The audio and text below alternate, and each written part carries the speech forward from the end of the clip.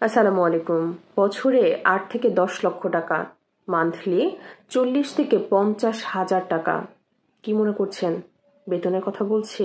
না, এটা বেতনের কথা বলছি না, এটা বলছি একটা ইংলিশ মিডিয়াম স্কুলের বাচ্চার মান্থলি খরচের কথা।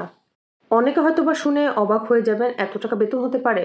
কিন্তু অনেকে আবার এরকম রয়েছেন যাদের কাছে এই টাকাটা কিছুই না। মধ্যবিত্ত বা উচ্চবিত্ত ফ্যামিলির যাদের ভীষণ ইচ্ছা বাচ্চাকে ইংলিশ মিডিয়াম স্কুলে পড়াবেন, তাদের জন্য বলছি, ঢাকা শহরে যে কোনো একটা নর্মাল ইংলিশ মিডিয়াম স্কুলে যদি আপনি ভর্তি করেন, বাচ্চার ভর্তি হতে লাগবে 2 থেকে 3 লক্ষ টাকা এবং প্রত্যেক মান্থলি খরচ যাবে 15 থেকে 20,000 টাকার মতো। বেশ না, বাচ্চাকে আলাদা করে টিউশন নিতে হবে এবং স্কুলের স্টেশনারিগুলো একটা পার্টিকুলার দোকান থেকে কিনতে হবে। এবং দোকান থেকে কিভাবে কিনতে হয়, অনেক সময় এরকম হয় শুধু আপনি টাকা দিলেই চলে, গার্ডিয়ানকে শুধু টাকা, পার্টিকুলার দোকানে বাচ্চার আইডি নাম্বার সহ দেওয়া থাকে, ওই বাচ্চার কোন কোন জিনিস লাগবে এটা ফুল প্যাকেজিং করে বাচ্চার ডেস্ক পর্যন্ত চলে যায়, আপনি শুধু টাকা দিবেন।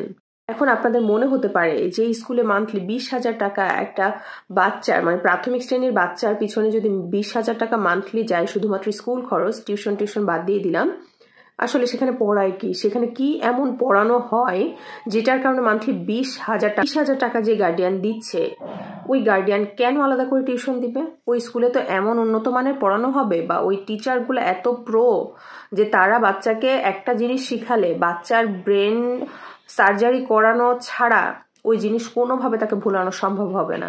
একটা ইংলিশ মিডিয়াম স্কুলে বাচ্চা মাসে যেই টাকা দেয়, সরকারি কোনো একটা প্রতিষ্ঠানে মনে হয় বছরে একটা বাচ্চার পিছনে এত টাকাও খরচ যায় না। আসলে সেখানে তো পড়াবে, এত উন্নত মানের পড়াশোনা করাবে যে বাচ্চাকে আলাদা করে টিউশন নিতে হবে না। তো সেখানকার বাচ্চাকে কেন আলাদা করে টিউশন নিতে হয়? টিউশন নিতে তারা কি শিখে? যেসব বাবা মা ইংলিশ মিডিয়ামে আসলে বাচ্চাদেরকে ভর্তি করছে, ভর্তি করার পরে না গলার কাটা হয়ে গিয়েছে, তারা ওই স্ট্যাটাসটা মেনটেন করা কোনোভাবে সম্ভব হয় না।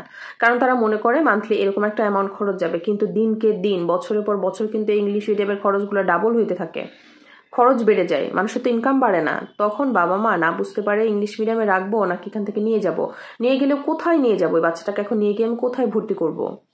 আমার তো মনে হয় অনেক বাবা মা ইংলিশ মিডিয়ামে ভর্তি করার পরে এই ট্র্যাজেডির মধ্যে দিয়ে যাচ্ছেন। আর এইগুলোতেই ক্ষান্ত না, এই খরচগুলোতে কিন্তু ক্ষান্ত না। বিভিন্ন মনে করেন অনুষ্ঠান আছে, বিভিন্ন উৎসব রয়েছে যেখানে প্রেজেন্টেশনের জন্য মনে করেন যে আপনার ড্রেস কোড দেওয়া থাকে, বিভিন্ন ধরনের এলিমেন্ট দেওয়া থাকে, সেগুলো আলাদা এক্সেসরিজ কিনতে কিন্তু আবার আলাদা খরচ লাগে। ইংলিশ মিডিয়াম স্কুলগুলোর না কোনো অথরিটি নাই, কোনো সাফাই দেওয়ার কেউ নাই, আপনাকে মানে বলার কেউ নাই যে তারা এত বড় একটা যে অ্যামাউন্ট নিচ্ছে, এত টাকা তারা কোথায় খরচ করছে, এটা বলার কেউ নাই। আসলে এখানে যারা পড়ায় তাদের বাবা মা তো কোটি কোটি টাকা ইনকাম করে মাসে, না?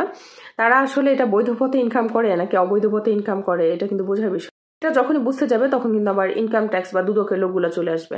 আচ্ছা, দুদকের লোকগুলো যে এই দুর্নীতিগুলো ধরতে আসে না, আপনারা কি চোখের সামনে ইংলিশ মিডিয়াম স্কুলগুলোকে দেখতে পান না? এদের দুর্নীতিগুলোকে আপনারা দেখতে পান না? এরা যে এত টাকা মাস শেষে নিচ্ছে বা বছর শেষে যে 5-6 লাখ টাকা নিচ্ছে একটা বাচ্চার জন্য, প্রাথমিক শাখার বাচ্চার জন্য, তারা কেন নিচ্ছে? আমার নিজের ভীষণ কিন্তু জানার ইচ্ছা। আসলে বিষয়টা কেমন হয়ে গেছে জানেন, ওই যে একটা উক্তি আছে না, আদার ব্যাপারে জাহাজ নিয়ে এত খবর কেন? তো আমরা হয়ে গেছি আদার ব্যাপারে, আমাদেরকে জাহাজের খবর নেওয়া যাবে না। অবস্থা এরকম হয়েছে, আমরা আদার ব্যবসা করতেছি, আদার ব্যবসা করাটাই ভালো, যখনই আমরা জাহাজের খবর নিতে যাব তখন একদম তলায় দিবে। তলারি না খেয়ে সবার চুপ থাকাই মঙ্গল, মানে এরকম একটা সিচুয়েশন বানাই ফেলছে। এইসব ইংলিশ মিডিয়ামগুলোর ধারের কাছেও তো আমি যেতে পারবো না। তা যারা এসব ইংলিশ মিডিয়াম স্কুলগুলোতে যে পড়ান, আপনারা দয়া করে একটু জানাবেন এগুলোতে আসলে কি পড়ানো হয়।